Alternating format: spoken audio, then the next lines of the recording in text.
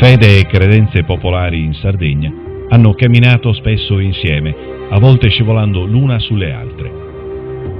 Rosari per invocare l'aiuto del cielo per mariti e parenti lontani, e piccoli amuleti ben nascosti tra i vestiti o messi nella culla per proteggere il bambino. Nanni Rocca di Gavoi, a bottega ad Oristano, dove riproduce per mestiere questi preziosissimi oggetti.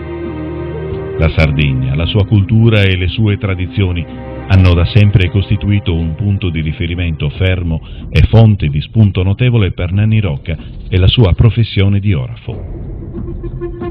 Io mi accorgo di appartenere a una famiglia molto speciale, i Rocca.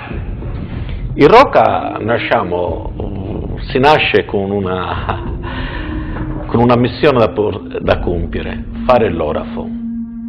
La passione che ha ereditato dai suoi avi, orafi anch'essi, lo ha portato nel corso degli anni ad effettuare ricerche e studi sempre più approfonditi su ciò che l'arte orafa ha rappresentato in tempi antichi in termini di tradizione e di cultura, ma anche come manifestazione di sacralità e devozione. Provengo da 5 generazioni orafe e sto portando avanti quello che è il mio compito, passare la staffetta alla 6ª generazione. Ho iniziato il lavoro da orafo da ragazzino, da età di 16 anni ho iniziato ad avere i primi fondamentali, iniziavo a fare qualche gioiello. Ero già ben incamminato, poi all'età di 18 anni venne a mancare mio padre e quindi ho iniziato a trovare nella vita le prime insicurezze.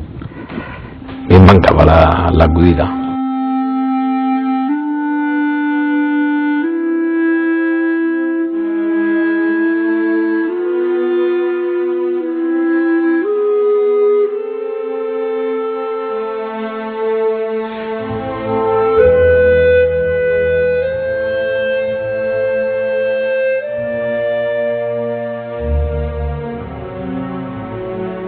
Le conoscenze finora acquisite gli hanno permesso di riprodurre fedelmente molteplici gioielli, tutti rigorosamente artigianali e con propria collocazione storico-territoriale. Attualmente ha in corso una mostra itinerante sulla storia degli amuleti sardi, Prendas contra Sogumalu, all'interno della quale ha raccolto una collezione alquanto vasta di gioielli realizzati interamente a mano, tutti in argento, oro e con i materiali che tradizionalmente venivano utilizzati in origine, cioè l'ossidiana, il granato e il corallo. Prendas contra Sogumalu, una mia ricca collezione dove ne scensiamo circa 130, uno diverso dall'altro. Essi venivano fatti e vengono fatti tuttora con parlo sempre degli amuleti, con delle cose che si trovano in natura. Venivano fatti con i metalli preziosi, sia d'oro oppure d'argento.